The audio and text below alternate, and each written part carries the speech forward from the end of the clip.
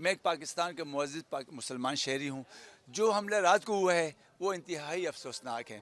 کیوں؟ اس کی دو وجوہات ہیں. ایک تو وہ میرا ہمسائے ملک ہے، ہمسائے کا ہمسائے بدبو، مسلمان کی حیثیت سے ہمسائے کا ہمسائے بدبو تھا کہ، اور ایک مسلمان ملک ہے. ہم بھی مسلمان میں بہت مسلمان ہیں، لیکن یہ حالات پیدا کیوں ہوئے؟ کس نے پیدا کیے ہیں؟ یہ انہوں نے خود ہی پیدا کیے ہیں. ایسی تنظیموں کو، ایسے دہشت گردوں کو پال کر ہمارے اوپر مسلط کر رہے ہیں جو ہمارے ہی خون بہا رہے ہیں. ان لوگوں کا خون بہا رہے ہیں جنہوں نے 47-48 سال ان کی پرورش کی، ان کو پناہ دی، ان کو زمینیں دی، ان کو گھر دیے، ان کو کاروبار دیے، ان کو ایک حیثیت دی کہ یہ واقعی زندہ رہ سکیں، لیکن ان پہ ہی حملے ہو رہے ہیں. تو اس لیے یہ حالات انہوں نے پیدا کیے ہیں. لیکن میں افغانستان کے حکمرانوں کو بھی اور پاکستان کے حکمرانوں کو بھی ہاتھ جوڑ کر منت سماجت کر کہتے ہوں کہ وہ بھی مسلمان ہیں، ہم بھی مسلمان ہیں. وہ میرا ہمسائے ملک ہے اور ہمسائے کا ہمسائے پر بہت ہر کے. یہ تمام حالات کو ٹھنڈا کر کے اور مل بیٹھ کے اس کے لیے کوئی مثبت حل نکالیں.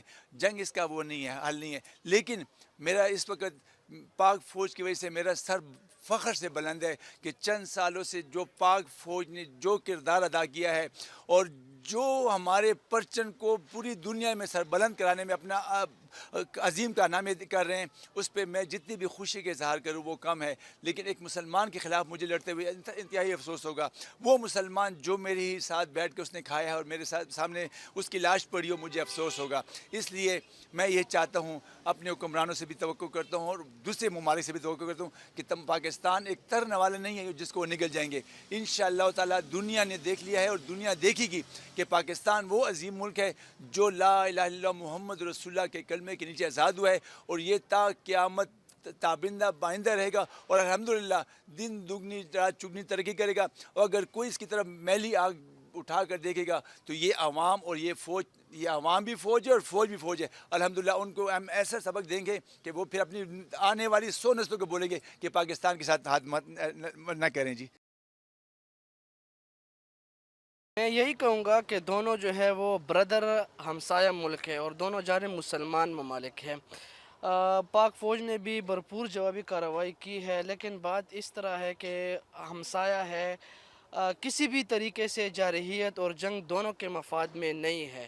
تو دونوں کو مل بیٹھ کر بات چیت کے ساتھ مسائل کا حل نکالنا چاہیے. اور اگر وہ پھر سے دراندازی کریں گے، جواب تو پاک فوج کی جانب سے بھرپور دیا جائے گا، لیکن جنگ جو ہے وہ کسی بھی مسئلے کا آخری حل نہیں ہے. آخری حل مذاکرات ہی ہے. تو دونوں ممالک کو مذاکرات کی طرف بڑھنا چاہیے اور معاملات کو بات چیت کے ذریعے حل کرنا چاہیے. پاک فوج نے تو بھرپور جواب دیا ہے ان افغانستان کی دراندازی کا، لیکن سوال یہ ہے کہ دونوں جو ہے دونوں ممالک مسلمان ممالک ہیں، ہمسایہ ممالک ہے، بردر ممالک ہے، دونوں کے تجارتی، ثقافتی اور بہت سے تعلقات ہیں.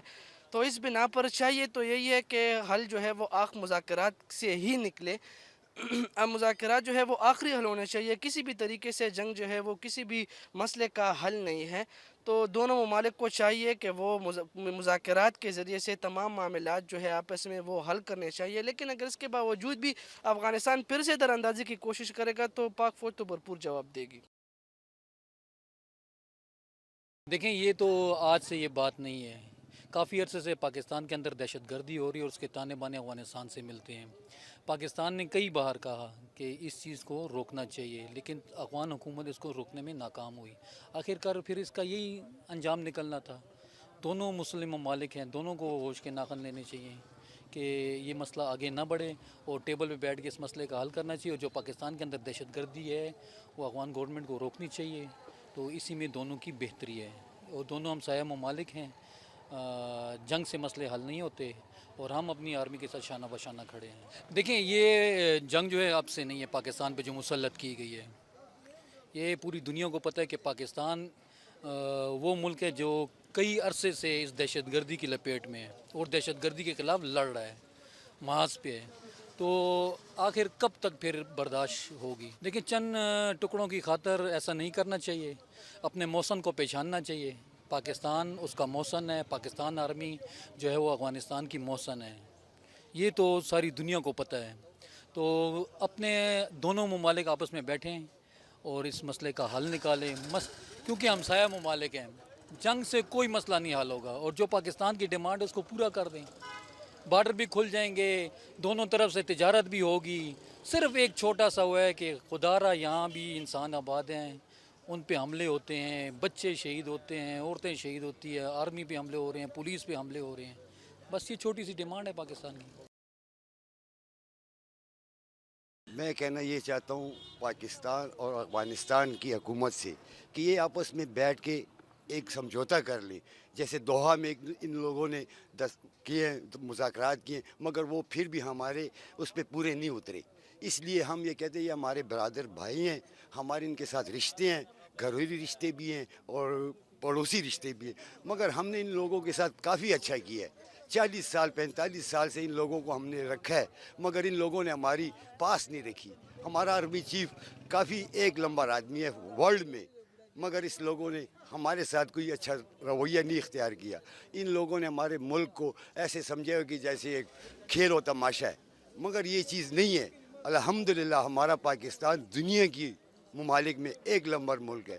ہم ان کو پھر بھی بھائی سمجھتے ہیں، مگر یہ لوگ ہمیں بھائی نہیں سمجھتے. اس لیے ہم یہی کہتے ہیں کہ بیٹھ جائیں، آرام سے بیٹھ کے بات کریں.